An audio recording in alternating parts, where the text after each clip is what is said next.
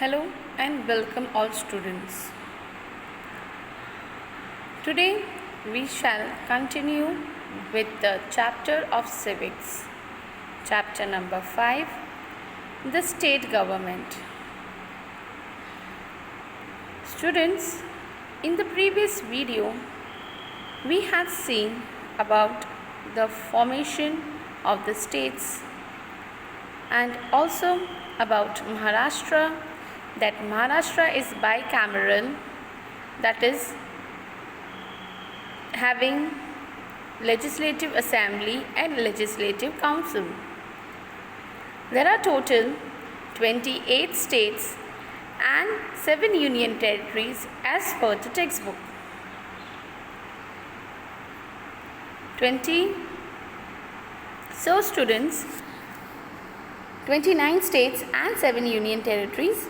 So students, we have seen that there are 7 states in India which are bicameral. Now let's see about the Legislative Assembly, Legislative Council. Student, I have also talked to you about that the state government, the head of the state government, or you can say the titular head, is the governor. The main executive is being done by the chief minister and the council of ministers. Vidhan Sabha. Structure. There are 288 members in the Maharashtra Vidhan Sabha. If the Anglo-Indian community is not adequately represented in the Vidhan Sabha, the governor can appoint one member from that community to the Vidhan Sabha. Some seats in the assembly are reserved for the scheduled castes and scheduled tribes. Duration and qualifications for membership. The duration of the Vidhan Sabha is 5 years. The members of the Vidhan Sabha are directly elected by the citizens above the age of 18 years by secret ballot. Any citizen of India who completes the age of 25 years is qualified to contest election to the Vidhan Sabha. The Speaker and the Deputy Speaker are elected by the members of the Vidhan Sabha from among themselves.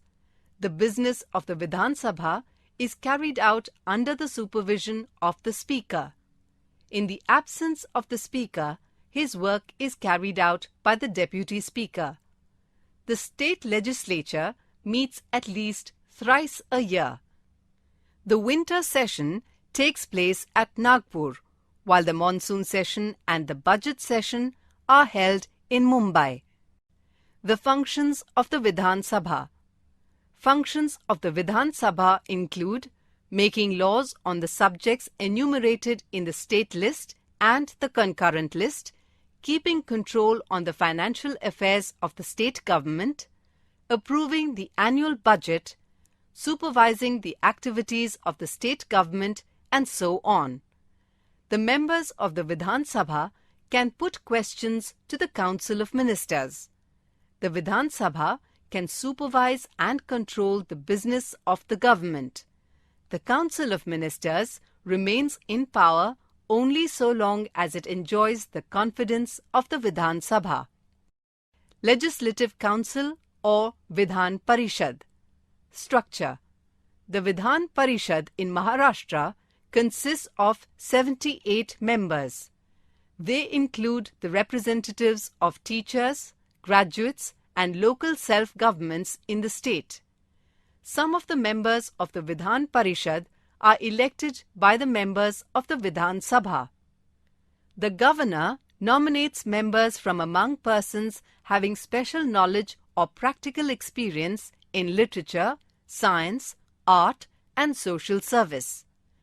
Term of office and qualifications. The Vidhan Parishad is a permanent house. 1/3 of its members retire after every 2 years and new ones are elected in their place. In this way, each member of the Vidhan Parishad gets a term of 6 years. A citizen of India who has completed 30 years of age is qualified to contest elections to the Vidhan Parishad. Chairman. The chairman and the deputy chairman of the Vidhan Parishad are elected by the members of the Vidhan Parishad from among themselves. The chairman presides over the business of the Vidhan Parishad. In the absence of the chairman, his work is carried out by the deputy chairman. Functions of the Vidhan Parishad. The Vidhan Parishad has the power to supervise the work of the Council of Ministers, to put questions to them, as well as to discuss various issues. General bills can be first introduced in the Vidhan Parishad too. However, money bills cannot be introduced in the Vidhan Parishad first. The Vidhan Parishad has the power to discuss as well as to propose amendments to the bills. The final authority to accept or reject any bill, however, lies solely with the Vidhan Sabha. The State Executive. The executive of Maharashtra state comprises the Governor, the Chief Minister and the Council of Ministers. The Governor. The Governor is the head of the state of Maharashtra. He or she is appointed by the President of India. The person to be appointed as a governor should be a citizen of India and should have completed the age of 35 years. It is a convention not to appoint a person of the same state as its governor. For example, a person from Maharashtra is not appointed as the governor of Maharashtra. Powers and functions of the governor.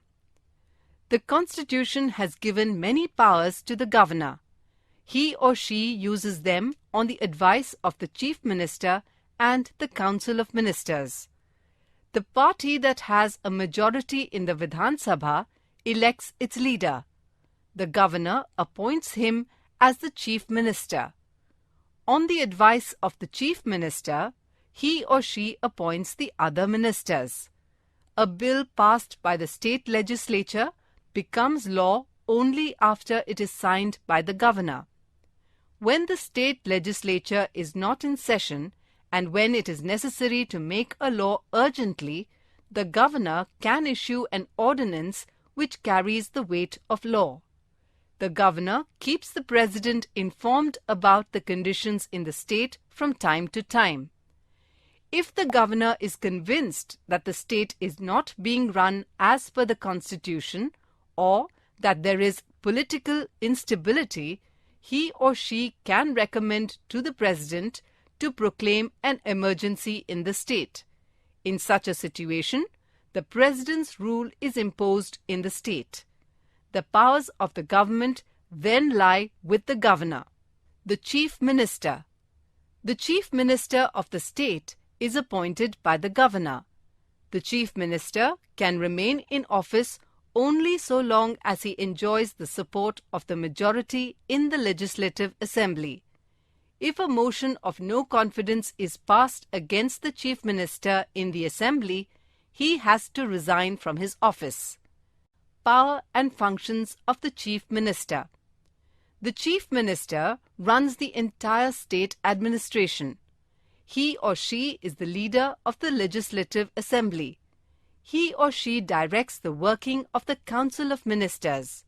The Chief Minister has the power to supervise the administrative machinery, to distribute the portfolios among the ministers, to take back or change the portfolio of a minister. The resignation of the Chief Minister is considered as the resignation of the entire Council of Ministers. Power and function of the Council of Ministers. The policies of the state government are formulated by the Council of Ministers. The state government functions through different departments. The ministers are in charge of their respective departments. They run their department according to the policies of the Council of Ministers. They propose the necessary bills in the state legislature for its approval. High Court. Thus, students, we have seen about the state government, that how the state government works, and about the two houses of the state government, that is the Legislative Assembly and the Legislative Council. Along with it, we have seen about the Speaker, the Deputy Speaker and their functions, and the Governor, the Chief Minister and the Council of Ministers, and what are their functions in this particular video. So with this student, I have completed this chapter, the state government.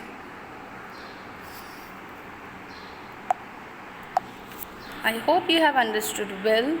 With that, thank you. Stay home, stay safe.